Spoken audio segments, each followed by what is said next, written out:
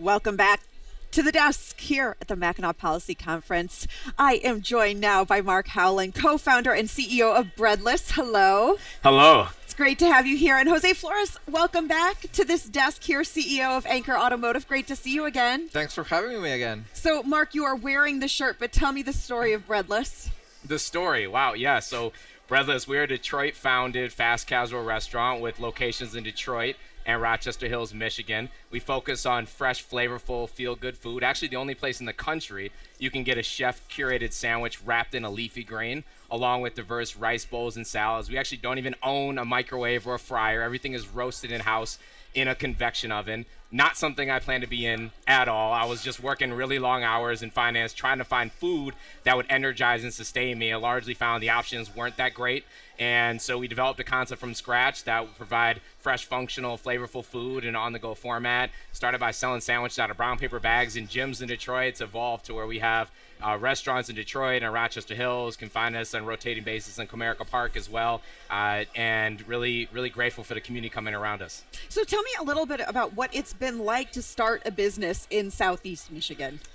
Yeah, I mean, honestly, it's been a learning experience and something that has taken a village because it's not a space that I'm accustomed to, not in food, never launched a fast casual restaurant concept before, and our team, this is new to us. And so it really took us asking a lot of questions and being comfortable not knowing and to recognize that it takes a village. And so from Tech Town to the DGC, Motor City Match to Venture 313, ID Ventures, Detroit Venture Partners, a lot of organizations have come around us to make this happen, and we're just grateful for all the learnings and the energy around Breadless and the excitement people have had and the impact that the food has made on people as well as something that we cherish. Well, and we're talking to you because we're talking this week a lot at the conference about entrepreneurship and trying to build business. And Jose, it's great to see you. Last year we were talking and you were preparing this new software innovation hub of yours. So you've been through some of this growing.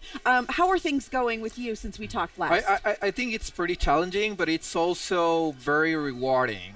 And as Marc was saying, we actually, and the whole team of the conference is bridging the future together. Mm-hmm. He's a restaurant man. I'm a manufacturing automotive, and we are actually business partners. Tell me. Ancor Automotive was the first manufacturing facility to have a breadless fridge on site with fresh food available for my night shift. And I must say, it's very nice, nutritious food, actually. So how are you making these connections and thinking about these connections as we're talking to a lot of folks and hoping to sort of power and restart Michigan's economy in all of these different ways? Like, what is that spark that gets things going in your mind? I think everything starts with the mindset. It's the mindset of how can we make it happen? And it doesn't matter if you and me can't do a business partnership, but maybe I know someone that can make a business partnership with him. Is being a master connector. And that's what we're doing in this conference. We're trying to build bridges. Doesn't matter what industry, doesn't matter who you are, is how can we help each other and just make it happen, right? So, Marc, what kind of, when you're thinking about what you've done, what's your lesson? What's something that you can tell someone else who's trying to start but feels like, you know what, I just don't have the support, maybe financial support or, capacity? What's your story that you can tell them? I would put one foot in front of the other and don't be afraid to put yourself out there, right? I mean, we got started selling sandwiches out of brown paper bags in gyms in Detroit, from LA Fitness, Crunch Fitness, the YMCA Fitness Works. Literally just a fold-out table, made a logo, made a website on GoDaddy, had no experience in design, and started selling sandwiches, right? Just to get people's reactions and feedback. And so I think the advice is you can't be afraid to put yourself out there. And the benefit of serendipity is something that you can't foresee at the moment, and you are only going to uncover that person or that connection or that resource, or that advisor, that investor, that stakeholder, that partner, if you put one foot in front of the other and be comfortable being uncomfortable to put yourself out there. And I think that's one thing that's been phenomenal about being in Detroit and Michigan in general. As somebody who I worked in New York City for 6+ years, and I think being there, the difference is here, it's the mentality that Jose was saying is how can we work together, and we're all in this together, growing together, as opposed to feeling like it's every woman or man or whoever versus themselves. So I think that there's a really strong mentality of just excitement and invigoration and innovation and investment in the city and the environment, and that's what's happening here. Is I mean, people from all different industries collaborating, from food to automotive, and figuring out like how, as Jose was saying, instead of like should we or if. It's the question of how. And when you ask questions and you have creative-minded people who thinking about solutions, you'll come up with something. And if it's not us two working together, it's somebody this else. is what you're interested in. This is what you're excited about. I know this other person who can help you. But if you don't put the energy out into the universe, it's not going to come back to you. But if you do put it out in the universe, it's going to surprise you what will come back to you.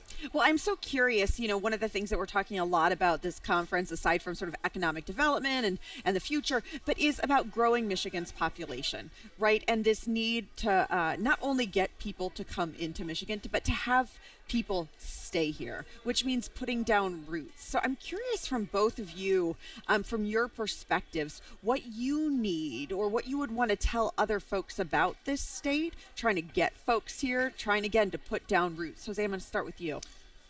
Yeah, sure. I think we're in a great moment right now in Detroit. I mean, we just had 700,000 people at the NFL draft. Everyone, the spotlight was at Detroit. But as you said, and I always say that, we graduate the best engineers, but our issue is that they always leave. They go to the West Coast, they go to Chicago, they go whatever. They don't want to stay. But I think we're in a very good moment right now that people are actually looking at us and they're seeing what we're doing because we're thriving, we're helping each other. And I think people want to have sense of belonging and be part of something. And if you want to be part of something and be a change maker, Detroit is the perfect city.